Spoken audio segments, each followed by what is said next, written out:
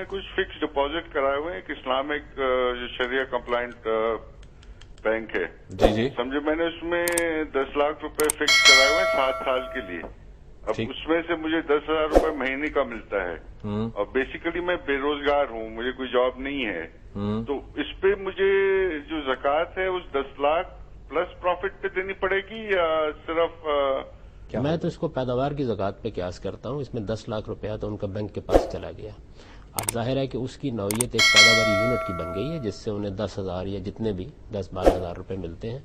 ये 10-12 हज़ार रुपये तो मौजूदा जो पाकिस्तान में इनकम टैक्स के लिए एक छूट की हद बयान की गई है उसके अंदर अंदर है, और मेरे ख्याल में इसके ऊपर कोई ज़कात नहीं होगी उनकी।